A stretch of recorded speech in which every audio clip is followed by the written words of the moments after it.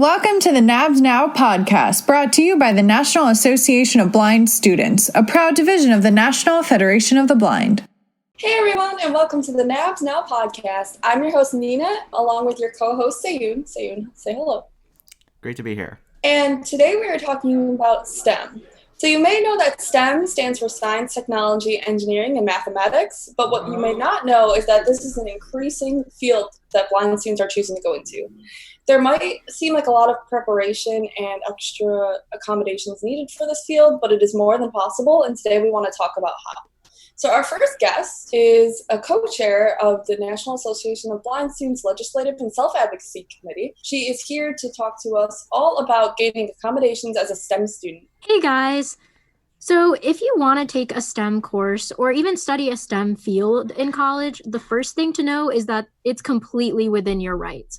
And these rights are granted to you as a student through Titles 2 and 3 of the Americans with Disabilities Act. So one thing to note as well is that when seeking accommodations through your university, you can request reasonable accommodations. So these would look like equal access to your courses through various resources. The university must grant these requests for accommodations unless they qualify as an unreasonable or undue burden. Taking a STEM class as a blind student alone is not grounds for an undue burden. There's not a preset list of reasonable accommodations, but a reasonable accommodation may take the form of a graphing calculator, a lab assistant, or a particular piece of technology that is specifically used by a blind student to access data, like a talking LabQuest. Blind students should collaborate with their Office of Disabilities in order to get these accommodations. We would recommend that you reach out to your instructors well before your class actually begins, so you can work together with them and your Office of Students with Disabilities to create a plan for you to be successful throughout the academic semester. In addition to NABS, here are a few divisions that have a wealth of information for both students who are taking a singular STEM course and those who want to pursue a career. The Science and Engineering Division of the National Federation of the Blind is a wonderful and dynamic group of professionals and students who have studied STEM and also have careers in STEM. The National Association of Guide Dog Users has a lot of very good information about the use of guide dogs in laboratory settings. Thank you so much, Mausam and the Legislative Self-Advocacy Committee for presenting that great information on accommodations within STEM. So speaking of laboratory settings and guide dogs, I want to talk to Seyoon now about his experience as a STEM student. Seyoon works in a mechanical engineering lab with his guide dog, Kaplan, and we are going to get a few of his thoughts on some of the things that Mausam just presented. Can you elaborate a little bit on what exactly your job is and kind of how you acquired this type of job? Because I know you're not a STEM major, correct? Correct. So the way I acquired this employment opportunity was thanks to a networking opportunity that was given to me at a summer orientation and adaptive living resource program that's offered here in St. Louis locally. I ended up meeting somebody that is actually an assistant professor at mechanical engineering at my university that I currently am attending. At the time I wasn't. And she happened to have a lab called Collaborative Haptics, Robotics, and Metatronics. That's a mouthful. She hires undergraduate and graduate students, both pursuing and not pursuing in STEM field, to accomplish some of what she does. So she was actually really in need of blind students to help develop a couple of the projects that she is currently working on with a team of graduate students, which includes developing an accessible tactile image simulation for Android devices with the use of haptic feedback, audio descriptions, and sounds. Some of what I do as an undergraduate research assistant is I work with a team of graduate students in many areas. I'm concentrated on touchscreen and haptics. I work actually in the laboratory setting where there are 3D printers and other mechanical devices that are potentially dangerous if not cautious, but it is an example of, some of the laboratory settings that STEM students may end up in. And I'm actually a social work major, so some of what I do is very different than what I get to pursue as a career later in life. But this definitely is, I would say, a big proponent in STEM and what I get to do in projects that I get to take on. That's super awesome. So do you have any reasonable accommodations within your job? I understand that this isn't exactly an academic course for you, but are there any modifications that you have made specifically to the laboratory setting to make things run a little bit smoother? Absolutely. So there are a couple things that I've actually had to talk to the professor about, and she is enthusiastic about developing products for the blind, and she was eager to adapt things for my needs. So some of the adaptations that her and I talked about was for my guide dog especially, is giving him a space since I'll be sitting in front of the desks and mechanical devices for an extended period of time, allowing him to lay down on like a bed or pop-up crates so he could stay safe from mechanical devices that could potentially hurt him, or 3D printers that, may randomly go off and make noises that could potentially put him at risk. So as far as accommodation devices that I get to use to get some of my tasks done I started out with a Mac to do bug report generation. So I would be given a software to test with an Android tablet and then TalkBack installed, and I would evaluate and simulate various situations to intentionally crash the software, which I know it sounds really bad, but the point of it is to materialize a product for end users to not experience like bugs and crashing when using at a day-to-day basis. We're concentrated on educational learning materials mainly as of now to make sure that materials that are used in science courses are accessible by blind students. Some of the things we have worked on was in partnership with PHET simulation, which in the past have not been accessible, but the version we're working on allows for audio feedback, a description of various elements on the simulation, as well as haptic feedback, which is conjunction of vibration patterns. In order for that to happen, I need an Android tablet, obviously equipped with a screen reader. I use JAWS to make sure that I am able to code and generate reports, as well as my Mac for any other tasks that may be involved. So technology-wise, I haven't explored much with like a Talking Lab Quest necessarily. So I do recognize there are other technologies such as Talking Lab Quest, but STEM is such a broad field, so the area that I may work on may not be applicable to all STEM students. So do keep in mind, know your resources, and know that there are other adaptable equipment, and that's including the ones that we're developing as well. Thank you so much, Seyoon. And now I would like to welcome the president of the National Association of Blind Students, Kathryn Webster, to talk a little bit about how STEM has influenced her life and career choices. Thanks so much for having me today, Nina. Of course. So the first question I'd like to ask you is, what is your personal connection to STEM? So my connection to STEM probably started my junior year of high school. I've always liked math since I was a little girl, but it really started when I took a statistics course my junior year and absolutely fell in love with two parts of it. One being the challenge of the math and how it was actually applicable to everything that we do in the world. So I knew it would be a challenge going into college, learning Braille, learning different new technologies and screen reading software. But part of my real interest in STEM, particularly mathematics, was around the challenge and how I knew it would be a little difficult. And there was a part of me also that wanted to pave the path for future blind students. So I know that sounds a little cliche, but I did want to make sure that if everything that everyone was saying was true, that it's so difficult for us to get through STEM classes, particularly around science, engineering, and mathematics, I wanted to make sure that we tried to start strategizing ways to succeed. So in college, I studied statistics and data analytics, took a lot of computer science courses to try to get the breadth of STEM into my degree. And originally was going to have a professional career in simply statistics, doing actuarial science. Pivoted a little bit when I met folks from Deloitte & Touche, which is the current consulting firm that I work for, and decided to go that route instead. So right now I work for Deloitte Consulting doing strategy and analytics. So it's kind of a blend between the strategy world of helping clients and then also the analytics piece of bringing data and numbers to the work that we do. So I know you mentioned that you knew there were going to be challenges from the very beginning. Were there any specific challenges that came to mind that you faced on the job or either in school? Oh, yeah. So some of the biggest challenges that I had were around access to books. So I remember sitting in a financial accounting course my first year of college, knowing that that was a prerequisite to being in the business school. And that's 100% part of the reason why I chose to go to Wake Forest University. So I definitely wanted to be on that track and would not be able to if I couldn't succeed in some of those core courses, and one of which was accounting. So I didn't have a textbook the entire semester. I relied on office hours with my professors. Oh, it was horrible. I relied I've been on there. I know, and it's so sad It's because horrible. it was Yes. so new to the college. So they were willing to do whatever needed to be done. But at that point, what needed to be done? We didn't really know. I wanted an accessible textbook.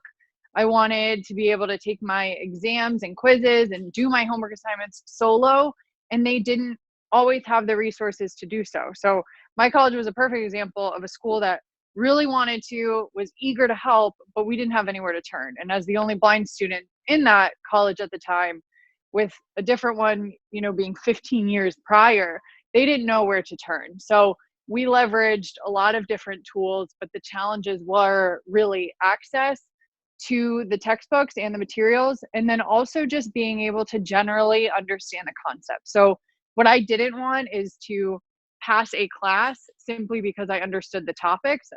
I wanted to be like every other student, and I wanted to understand the 10,000 data points on a scatter plot. I didn't want to have to take the easy way out. So we went through a lot of trial and error. The school bought a tactile graphic embosser. They put a TA in charge. Oh, it was incredible. And they were so willing to do the research. But the biggest problem is there's not much research out there with blind students in STEM. No, I've taken a lot of statistics courses myself and done work with data, and there's not any research. I go to such a small school that they're the same way. They're more than willing to help and accommodate and make sure that I am learning, but they almost look to you like, what do you need? And sometimes you don't really know. Exactly. You don't know, and nor should we necessarily, right? Because what we think could be the best accommodation could be a scribe and a reader. And I personally, I know it's really helpful to some students. I'm not a good listener. I can't listen to a reader read to me and digest the material. See, and I can't use JAWS or a screen reader to do it. So it's so individualistic. So you need the Braille. Yeah, or a scribe or a reader. And like you said, it's very interesting because your school was a larger university. And the challenges you're saying are challenges I've heard from other STEM students across the board, whether they're in a large public university with more resources or a small one. So it's very interesting how it doesn't really discriminate. Were there any specific solutions you can think of, or even just how you advocated for what you needed at that time? Yeah, that's a great question. So for me, we did a few things. One was me learning LaTeX over winter break, which is basically a mathematical writing tool similar to computer coding, but solely math-based. So a lot of our textbooks, we don't realize their core originated book is in LaTeX, and then it's compiled into a PDF. So I learned that to allow for, and I did all my exams, my quizzes, my homework assignments through that for all of my math courses, coupled with the embosser that the university bought so I could visualize all of the graphics that we were working on in statistics. And then I also switched from a Mac computer to a Windows, which big supporter of both, but for me personally, Windows was much easier for me to use R software and SAS and different statistics softwares. So a lot of our solutions were, let's couple everything we can together. And then truthfully, it was the professors being willing to help. So having the syllabi ahead of time and being able to say, okay, we're going through these chapters and these topics ahead of time. Let's have disability services work with the professor, work with myself, and be able to give me the chunks of information. Not ideal, but allowed me to get my hands on stuff while the other students were doing the same. So I think those were some of the biggest solutions. I also had an internship at SAS Institute with Ed Summers after my sophomore year, which helped a lot in terms of understanding the real world application of what I was doing and how they put employer solutions rather than higher ed solutions to every person with a disability. And that was super helpful since he's a huge mentor of mine. He's a blind man and literally manages accessibility at SAS. So that's a lot of the different solutions were, it was like real life experience coupled with people being willing to help. And I truthfully, as most of you know, am very upfront with my opinions and feelings and was very clear with my professors about what I need to get through this class, because But you have to do that, though. Oh, you have They to. don't know, and you don't expect them to know. And the only person who truly knows what you need, even if you're not 100% sure, is still you. Oh, yeah. Absolutely. So I have one more question for you. What advice would you give to a student who's very hesitant about either entering into a STEM-related field, like looking for a job, or choosing a STEM-related major? Great question. So two things I would say. First of all, if you're hesitant about going into science, technology, engineering, or mathematics, keep pushing. There's resources within the National Association of Blind Students to help you, even if it's just talking to a recent graduate who's dealt with the same issues that you face every single day of your life, or if it's having us connect you with different strong disability services offices who can help give you that guidance, solutions that they've applied and implemented at their universities and colleges. There's so much out there for us to learn that we just don't know because it's not advertised enough. The second piece of advice is challenge yourself to stick with it. I know it is really frustrating and discouraging when we don't have access to what we need. I know oftentimes if I can't do something, my gut reaction is, okay, I'll find a different way to do it. We have to find that different way to do it within STEM, because truthfully, with the economy right now, data is very important and science is very important. Research is incredibly important. And there's so much opportunity for blind people to bring a different perspective to the table in all those types of careers.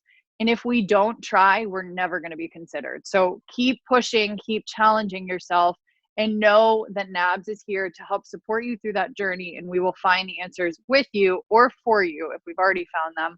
But we are here for the long haul with you. But you need to also just keep pushing and not giving up. Perfect. Thank you so much for being here with us today, Kathryn. Thanks, Nina.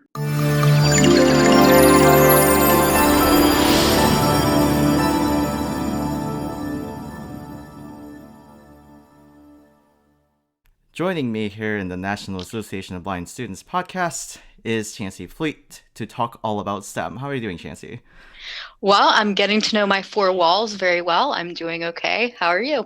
Great. So, Chancey, tell us a little bit about what you do currently. So currently I do as much as I can from my little quarantine zone in my home. I was lucky enough to bring home a Braille embosser and a 3D printer on the last day that I went into the office. So I guess I'm pretty lucky. But what I did before all this pandemic stuff hit, so I am the assistive technology coordinator at the New York Public Library. My branch is the Andrew Haskell Braille and Talking Book Library. And I actually started volunteering there and co-founded a tech clinic back in 2010 when I had a different day job at a very traditional VR agency. And what we did was offer the opportunity for people to come in free of charge, free of paperwork, and get some guidance from native assistive technology users, mostly blind people, on any tech topic that they wanted. And the service became pretty popular, and the library was able to create a position for me, positions for two of my colleagues, both of whom are also former volunteers, Nefertiti and Dario. A big piece of what I do is coordinating about 160 hours a month of free, open technology education with our staff and our volunteers. I also curate the assistive technology that we have available in the branch, so people can just come in and use screen readers and CCTVs and scanners and all the things that you typically need. And we curate workshops. We might do a workshop one quarter on blind photography, and the next quarter it's going to be GarageBand, and the next quarter it's going to be JavaScript and CSS. The thing that I'm most passionate about right now is our Dimensions project. So a couple years ago, I got a phone call from a gentleman who is really well connected in the blind community, corner office, full staff, and he was moving to New York and needed a 5-borough map of the city.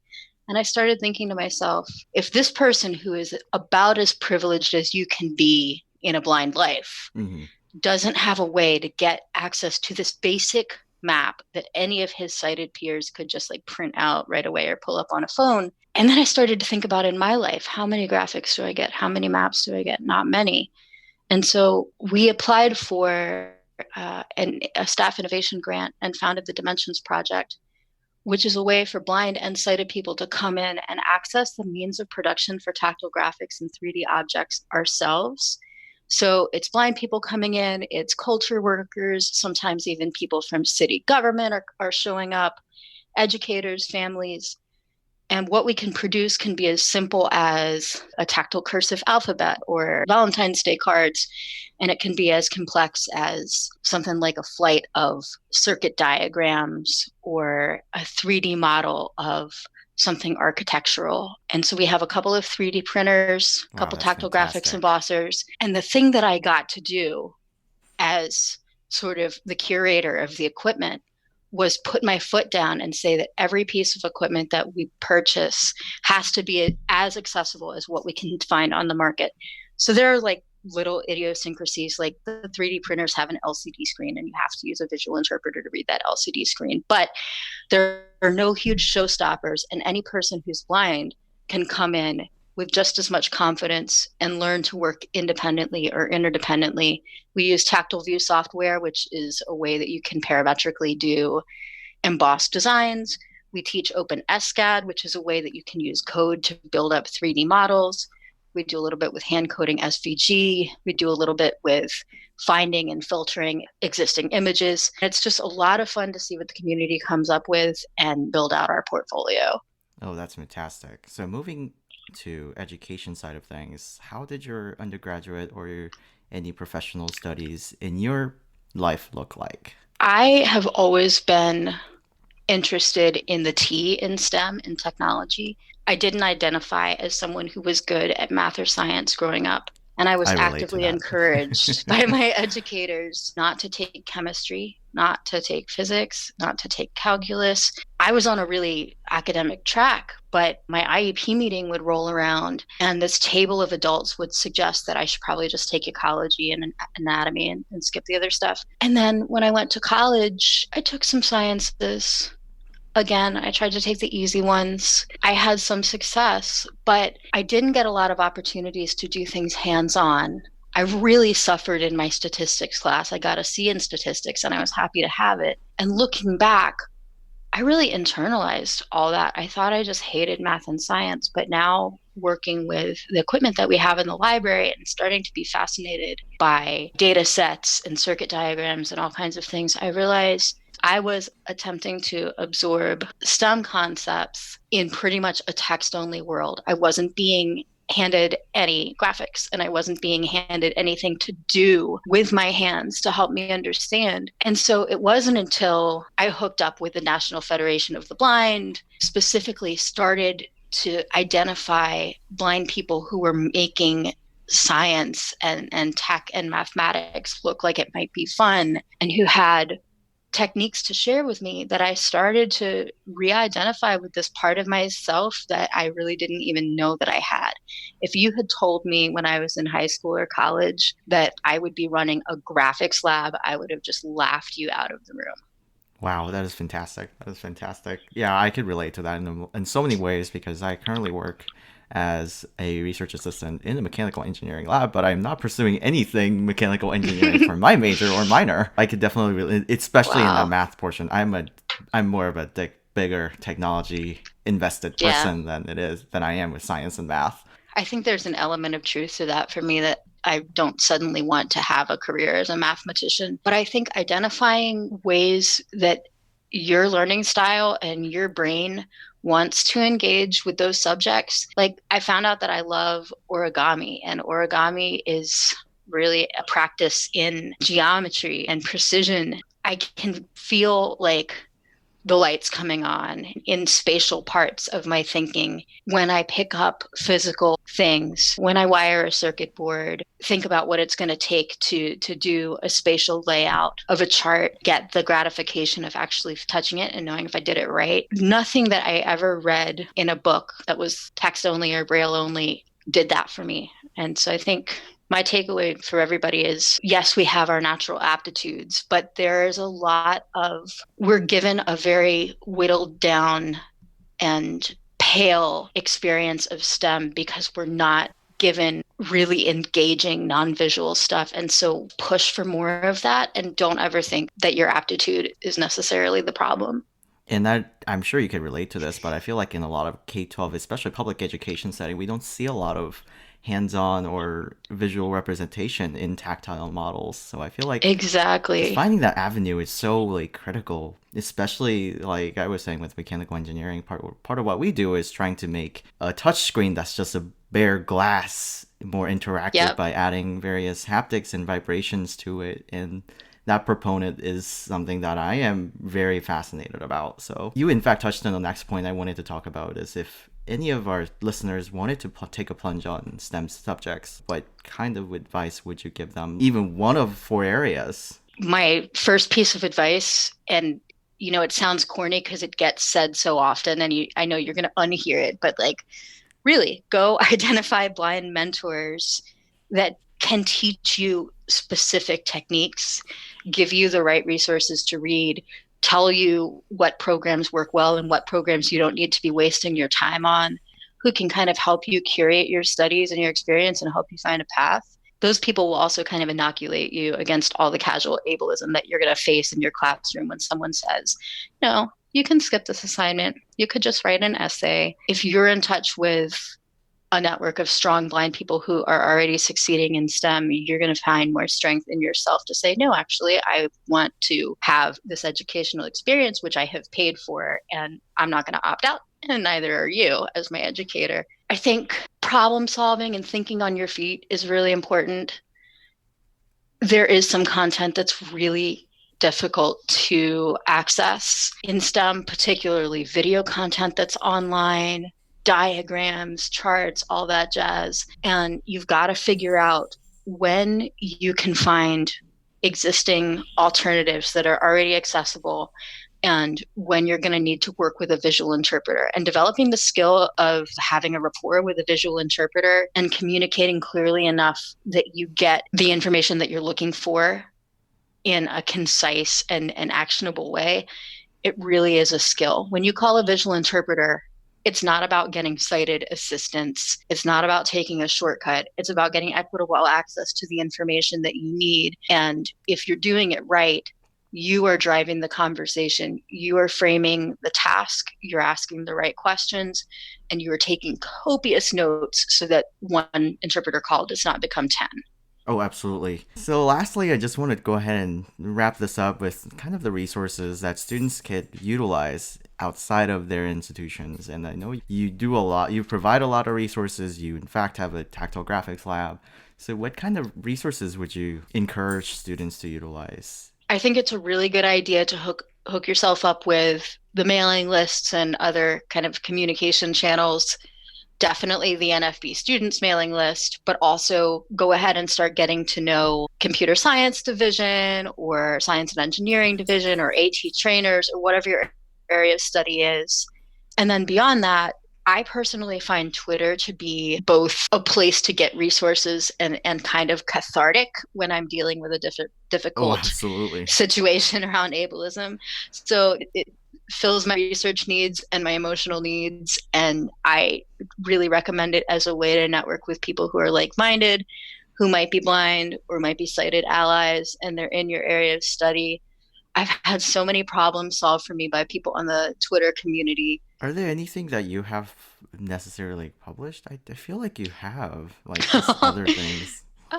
I've published a few things. I'm kind of all over the place. If you look me up, you'll find some information on visual interpreters and how to use them, on visual interpreters' privacy and security. I write a little bit about devisualizing spatial data, and our website is talkingbooks.nypl.org, so you can definitely check out what events we're offering. And all of our events do have an online participation option. We were doing that before the pandemic to accommodate people that couldn't come into the branch for whatever reason. Oh, that's fantastic. But we're not just open to New Yorkers, we're open to everybody. So come check us out. I appreciate you joining us, Chancey, for a quick segment. I'll go ahead and hand it back to Nina. Thank you, Chancey. Thank you. I would like to give a huge thank you to our guest speakers, Seyoon, Chancey, and Kathryn, as well as to Seyoon for co-hosting this episode with me. I hope that you guys find this episode useful, and I wish you all the best in your STEM endeavors to come. Thanks, and talk to you guys next time.